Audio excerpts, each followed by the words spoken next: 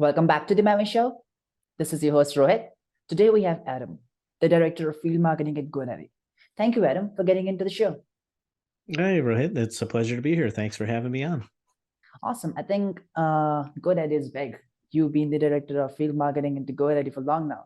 We are obviously the GoDaddy customers. We guys are helping into our client base as well, GoDaddy partner as well.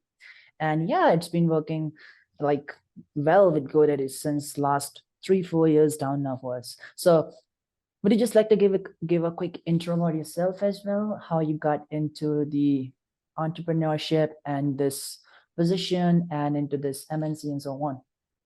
Sure. Yeah, absolutely. And thanks for asking. So my background, my degree is in advertising design. I went to art school back in the early 90s. And in the mid to late 90s, I started building websites with handwritten HTML and really had a passion for it. And at the time I graduated from college, I went straight to work in an office furniture factory. So not at all using my degree like I thought I would be. But within that position, making office furniture, I had the opportunity to learn to program computer navigated control or CNC machines. And that was really my introduction into programming of any sort. It was the 3 axes and the drilling machines and those kinds of things. So that led me to building websites and writing code. And as my passion for that increased, I started a few little side businesses, first starting with a pen and ink portrait business based on my schooling and my art aptitude at the time. And that translated into building a website for selling those pen and ink portraits. So as I progressed with different side businesses, I found WordPress, the open source web publishing platform, in 2005. It got its start in 2003. I found it in 2005 and just fell in love with the platform itself because of what it enabled me to do. I'm a right brain and a left brain. So WordPress answered that call. Visually, it was very appealing. It was very easy to use, but I could get down and dirty with customizing my code. And as I learned more and got more involved into this community of WordPress users and web designers and developers, my skills progressed. And I knew that someday I wanted to make WordPress my career.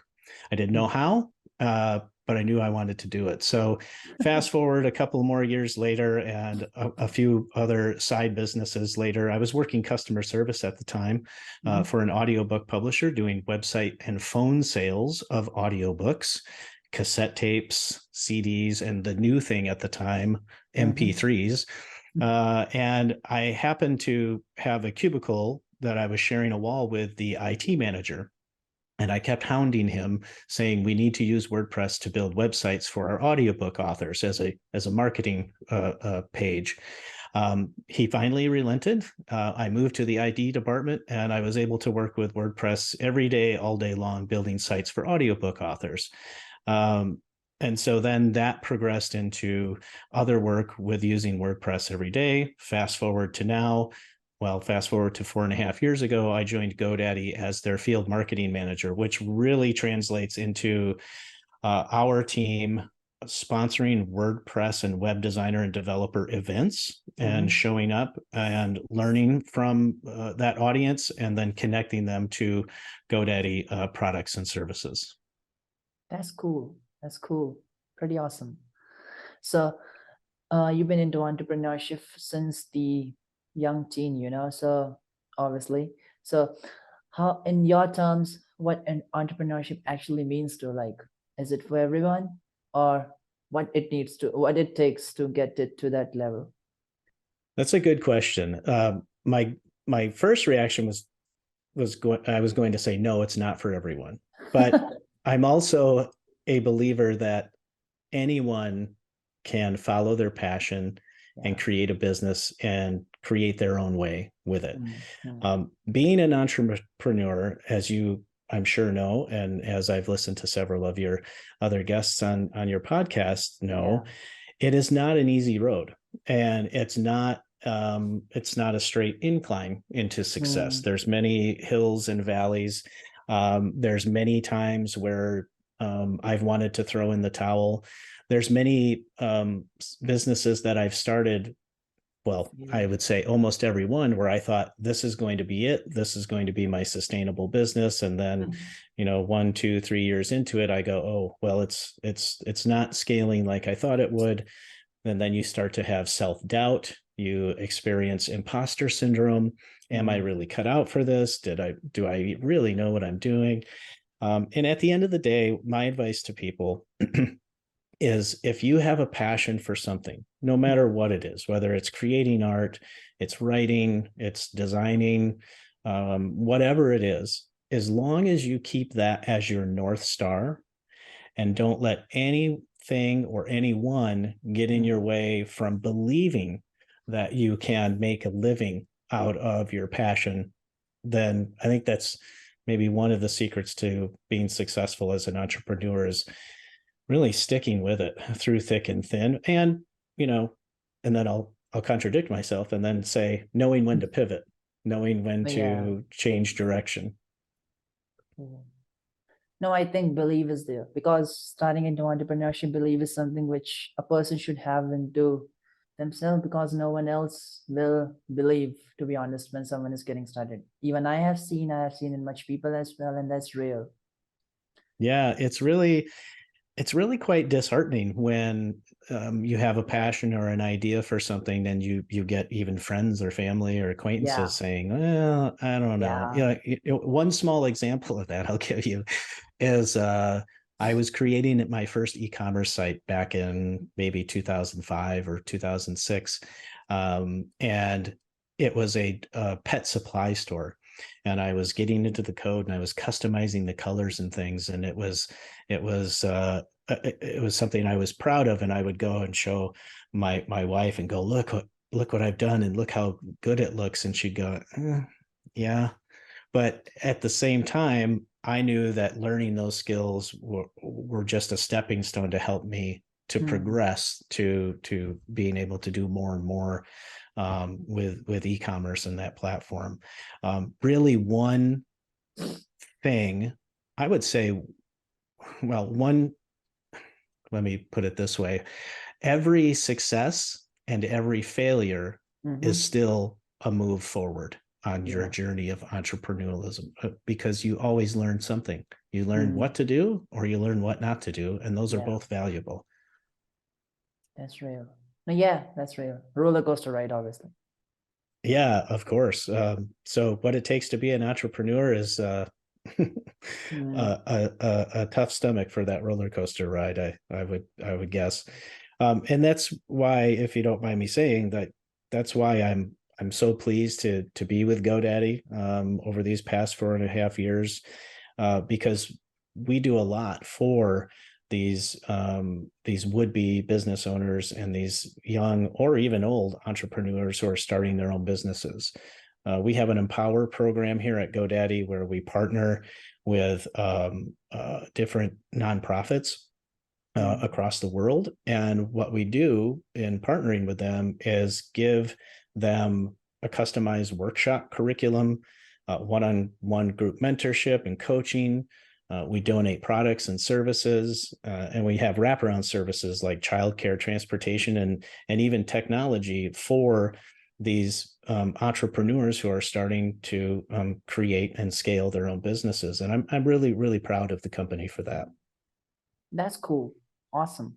So tell us a little more about the Web2 and Web3. Like Web3 is booming since last 1 or 2 years now, and like into this space, and how Web3 is like evolving, or probably you can say like inclining towards the Web3. So what's the view of yours on that thing? Yeah, and I'll answer that coming from the web designer and developer and WordPress website building space. In our space, just like you and everyone else has seen lately, Chat GPT, AI, DALL-E, Image AI, they've all been blowing up, and there's all kinds of guesses at what the future holds for AI in general, but when it comes to building websites or writing copy for your client sites, these tools have been really incredible for optimization, for streamlining your workflow with WordPress, the platform specifically. If your listeners don't know, there are plugins that you can add, which are basically extra chunks of code that do specific things like image galleries or what have you. And there are plugins that have integrated ChatGPT into things like your e-commerce store. So you use WordPress, you use a plugin called WooCommerce to enable e-commerce. And there's a ChatGPT plugin that helps you rewrite and enhance your product descriptions. And the reason why this is so amazing to me, it's so helpful, because my kids, I've started a little t-shirt store for them. It's a drop shipping store with Printful and WooCommerce. With their own drawings on t-shirts, and it comes default with the product descriptions. And t-shirts, there's 1,000,001 t-shirt sites out there. So how do you stand out from the rest, right? How do you get noticed? So I started toying with this plugin for helping me write product descriptions, and I'll tell you what, Rohit, it was amazing. You can put all kinds of different prompts in there, and it's really helped kind of round out the site and make it more unique than it was. Got it. Okay, tell me one thing, like ChatGPT, it is a big, that with by OpenAI. So see, what do you think, like, will AI replace the human efforts, which is already being doing by will it replace the human efforts, or will it replace the cost expenses with agencies like marketing agencies in future? Because companies used to spend millions every single year. Will this be go down with AI? Because I think so, because AI will take care of all the redo things, cannot be take care of the one do things, but can be take care of the redo things. What do you think about that? Yeah, I think it's a real possibility and a real fear for a lot of people in this industry, that things like copywriters for website content might be more easily replaced than ever before.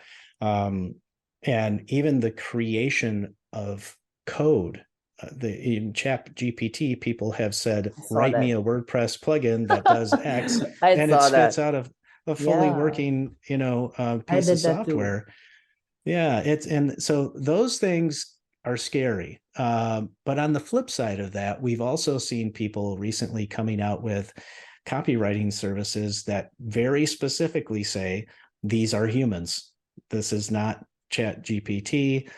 So they're trying to find the value prop in it being, human writers. Now, whether that has a future, we'll all find out. I think there's going to be so many things that come with OpenAI and ChatGPT and others that I can't predict. The fact that Microsoft is building it into their products and services and into Bing, it's going to be a whole new world. In fact, the one thing I said to someone maybe a couple of months ago was, I think of the onset of AI in the web space specifically as kind of an industrial revolution, right? When you think back to the industrial revolution here in the US, with the advent of machines taking over a lot of the jobs of people, I think that's going to happen. But I think as humans, we'll pivot and we'll figure something else out.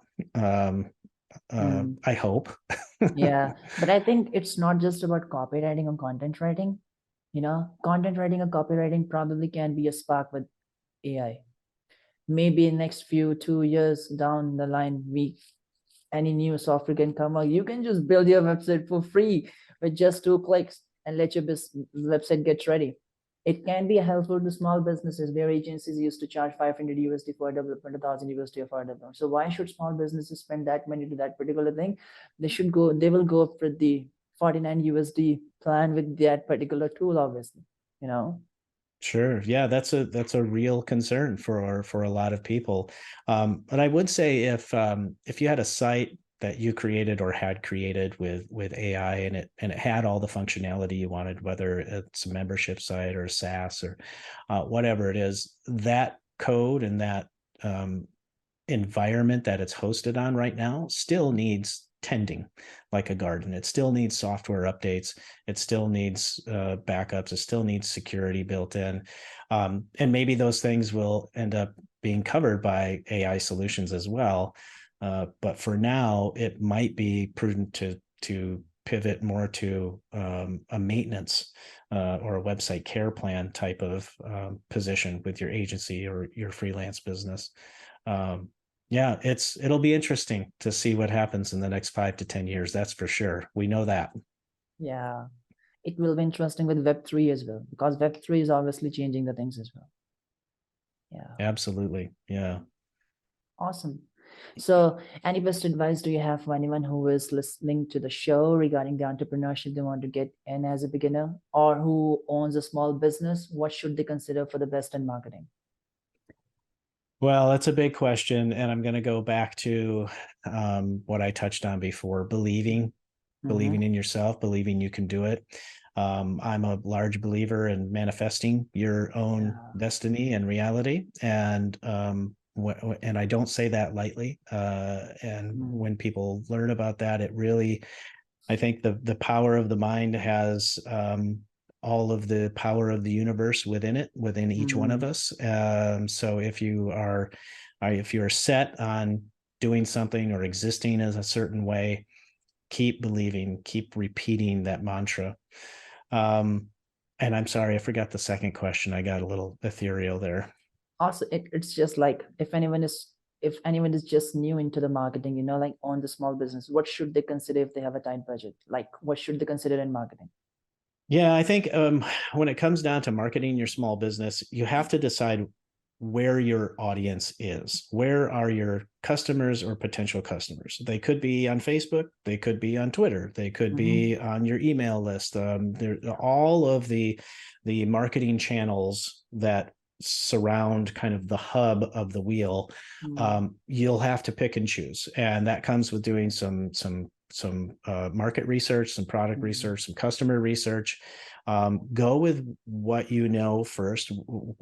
Interview your customers, survey them, either right after checkout or follow-up emails. Let them tell you where they are and what they care about. And then the key there is to have your central hub of the wheel, which in my world is a website, which then fans out content and brings in customers from multiple places. But that would be my best advice. Don't try to do it all. Don't try to be everywhere all at once all the time. Isn't that a movie? Pick one and start there, and then go to number 2. Yeah, got it. Awesome, Adam. Well, thank you so much for getting into the show. Talk about entrepreneurship, Web2, Web3, OpenAI, obviously, ChatGPT, and so on. So yeah, thank you so much for having in. Rohit, thanks again for having me, and best of luck for the rest of your businesses.